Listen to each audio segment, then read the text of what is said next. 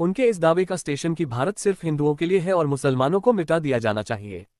ठीक वैसे ही जैसे बाबरी मस्जिद को मिटा दिया गया था, जैसे मस्जिद को शारीरिक रूप से नष्ट कर दिया गया था और उसकी जगह मंदिर बना दिया गया था, इसी तरह ये विचार भी है कि हमें मुसलमानों से छुटकारा पाना चाहिए और उनकी जगह हमें लाना चाहिए।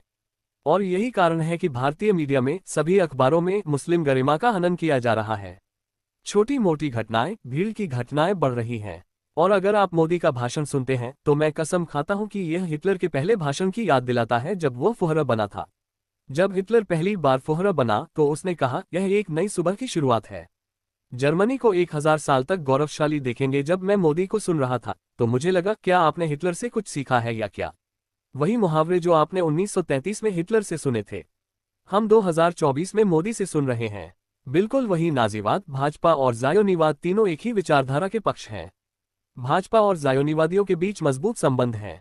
हिंदू जायोनीवादियों से क्यों प्यार करते हैं? अभी हम गाजा देख रहे हैं। मैं इसे गाजा से जोड़ने जा रहा हूं। आपको क्यों लगता है कि हिंदुत्व मुझे कहना चाहिए? जब मैं हिंदू कहता हूं, मुझे उस हिंदुत्व को खत्म कर देना चाहिए। बहुत से हिंदू हैं, वे अच्छे लोग हैं और जाहिर है कि धर्मशास्त्र गलत है। मुझे यह इसलिए कहना पड़ रहा है क्योंकि फिर से शरणार्थी आएंगे और कहेंगे, ओह, आपने कहा कि हिंदू अच्छे लोग हैं। मैं कह रहा हूं कि उनका धर्मशास्त्र गलत है, लेकिन वे गलत नहीं हैं। वे लोग नहीं बनने जा रहे हैं। वे हमें सिर्फ इसलिए मार देंगे क्योंकि वे हिंदू हैं। हिंदू ऐसे नहीं थे। हिंदुत्व और जायोनी एक साथ गठबंधन बनाते हैं। क्यों?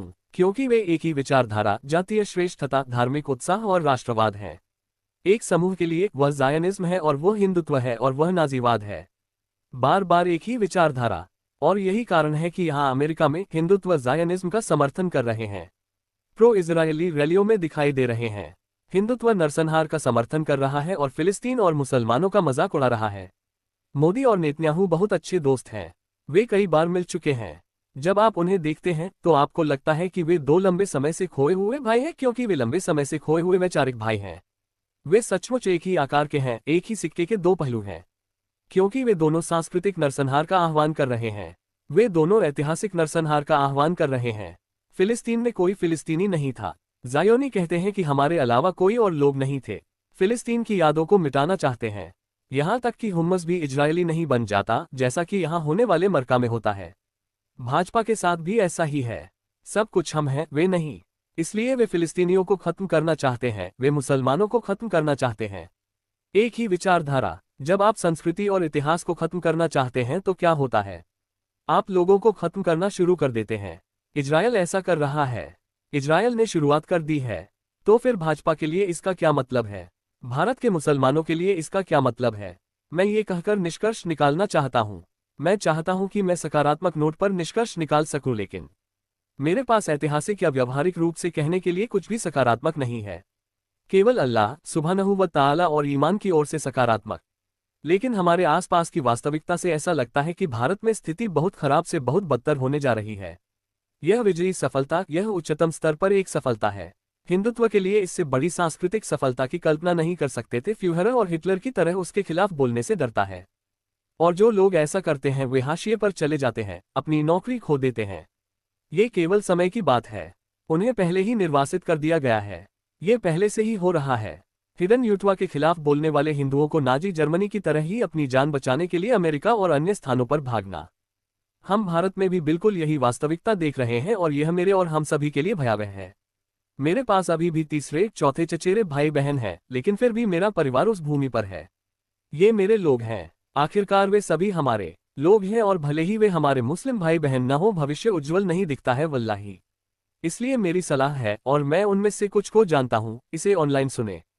भारत के मुसलमानों को मेरी सलाह है, सबसे पहले और सबसे महत्वपूर्ण, अल्लाह सुब्हानहू व तआला की ओर लौटो। आपको अल्लाह की मदद की आवश्यकता होगी। दूसरा, आपस में एकजुट हो जाओ। हे भारत के मुसलमानों, अब किसी भी झूठ पर विभाजित होने का समय नहीं है वल्लाही। ये हमारी सबसे बड़ी समस्याओं में से एक है। हम इसे अब देख रहे हैं। फिराक की क्षुद्रता, खंडन की क्षुद्रता भी। आप कितने मूर्ख हो सकते हैं? अमेरिका में ऐसा होता है। कल्पना करें कि भारत में यह अभी भी चल रहा है।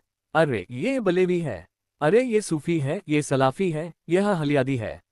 चलो, एक समय और एक जगह होती है, इस पर बाद में चर्चा करेंगे। अभी आप एक उम्मा हैं। अभी यह मायने नहीं रखता। जब हिंदू आएंगे तो वे यह नहीं पूछेंगे कि आपका फिरका क्या है। वे यह नहीं पूछेंगे कि आप किस मजहब का पालन करते हैं। एक उम्मा, एक ईश्वर, एक कुरान, एक किबला। उसके लिए एक साथ आओ। ये फिरकाबाजी और पिछड़ापन छोड़ो, इसे छोड़ो। हमारे पास निपटने के लिए बड़ी चीजें हैं। और सक्रिय होना शुरू करो। मैं भारत में नहीं हूं। मुझे नहीं पता कि आपको क्या बताऊं। राजनीतिक रूप से समझदार, राजनीतिक रूप से सक्रिय होने की जरूरत है। समुदायों, गैर मुस्लिम समुदायों में सहयोगी हैं। सिएरा से कुछ भी गलत नहीं है। आप उन सहयोगियों को ले लीजिए। ऐसे लोग हैं जो चाहते हैं कि भारत में सच्चाई सामने आए। वे एक सभ्य समाज चाहते हैं। वे आपके सहयोगी हैं। वे ऐसे लोकतंत्र में रहना चाहते हैं जो लोगों की हत्या नहीं करेगा। वे आपके सहयोगी हैं। जाए और उन्हें खोजिए, उनके साथ गठबंधन बनाए, इस संबंध में सक्रिय रहें। और जहां तक भारत से बाहर की बात है तो जागरूकता बढ़ाना हमारा कर्तव्य है। जितना हो सके पैरवी करना हमारा कर्तव्य है। इसे रोकने की कोशिश करना हमारा कर्तव्य है। क्योंकि सुभान अल्लाह, हम इस बिंदु पर निष्कर्ष निकालते हैं। बात आने पर सबसे प्रतिष्ठित एनजीओ को नरसंहार वॉच कहा जाता है। आप इसे गूगल कर सकते हैं, जेनोसाइड वॉच OG। और उन्होंने कहा है कि दुनिया के सभी देशों में ये कुछ महीने पहले हुआ था, इससे पहले कि यह हो रहा था। बात आने पर सबसे प्रतिष्ठित एनजीओ को नरसंहार वॉच कहा जाता है। आप इसे गूगल कर सकते हैं, जेनोसाइड वॉच OG। और उन्होंने कहा है कि दुनिया के सभी देशों में ये कुछ महीने पहले हुआ था, इससे पहले कि यह हो रहा था। अगले नरसंहार के सबसे करीब है। 1 से 10 के पैमाने पर भारत अलग अलग क्षेत्रों में 8 और 9 पर है। 1 से 10 के पैमाने पर भारत का 8 से 910 बहुत देर हो चुकी है, बीत चुकी है। भारत पहले से ही कुछ स्तरों पर 8 और अन्य स्तरों पर 9 पर है। गाजा के मुद्दे से पहले कोई भी देश इतना बड़ा नहीं। हम अभी संकट में हैं और हम में से हर किसी को मदद की जरूरत है। अगर आपके रिश्तेदार भारत में हैं और मुझे पता है कि यह मुझे परेशानी में डाल देगा, तो मैंने जिन लोगों से बात की है उन्हें मेरी सलाह है कि अगर आप बाहर निकल सकते हैं तो निकल जाइए। यह मेरी सलाह रही है। मैं इसमें गलत भी हो सकता हूं। मुझे नहीं पता, ये कहना बहुत मुश्किल है।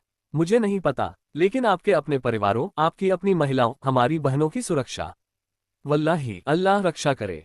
लेकिन 1947 में जो हुआ, शायद वह और भी बुरा होगा। 1947 जो लोग नहीं जानते उनके लिए बता दूं कि मानव इतिहास में सबसे बड़ा सामूहिक पलायन हुआ था। मानव इतिहास में सबसे बड़ा सामूहिक पलायन। 15 मिलियन लोगों ने सीमा पार की। अस्तगफिरुल्लाह, बलात्कार और उत्पात और की मात्रा। और 2 मिलियन लोग मारे गए। कितने घर ढहाए गए, कितने। यह उस संभावित रूप से होने वाली चीजों का एक अंश होने जा रहा है जो अब वहां हो सकती हैं। आगे तो मैं चाहता हूं कि मेरे पास सकारात्मक समाचार हो, लेकिन फिर भी हमारा ईमान हमें सिखाता है कि हमें अल्लाह सुब्हानहू व तआला से सर्वश्रेष्ठ की आशा करनी चाहिए। लेकिन हम अपने उपाय करते हैं, हम सावधानी बरतते हैं। आप सभी से मेरा अंतिम निवेदन है, समाचारों का अनुसरण करें, जागरूकता फैलाएं, दुआ करें। और आप में से जो लोग विशेषज्ञ हैं और हमें बता सकते हैं कि हमें क्या करना चाहिए, मेरा काम पैरवी करना नहीं है। मुझे नहीं पता, मेरा काम राजनीति करना नहीं है, बल्कि जागरूकता बढ़ाना और शिक्षित करना है। जो लोग जानते हैं वे हमारे पास आए, मेरे पास आए। आइए देखें कि हम उस रास्ते को रोकने के लिए क्या कर सकते हैं जो बहुत ही अंधकार में भविष्य की ओर जाता प्रतीत होता है। यह 1930 में नाजी जर्मनी की तरह फिर से है। सचमुच कोई भी इतिहास से नहीं सीखता। हमें सीखने की पूरी कोशिश करनी होगी। भारत और पूरी दुनिया के मुसलमानों की रक्षा करें। अल्लाह सुब्हानहू व तआला उन्हें इन कट्टरपंथियों और नफरत से सुरक्षा प्रदान करें। अल्लाह सुब्हानहू व तआला हम सभी को किसी भी नुकसान और क्षति को कम करने की कोशिश करने के लिए अपना हिस्सा करने की अनुमति दें। और इंशाअल्लाह हम अगले सप्ताह इस विषय को जारी रखेंगे। सलामु अलैकुम वरहमतुल्लाहि व बरकातुहू।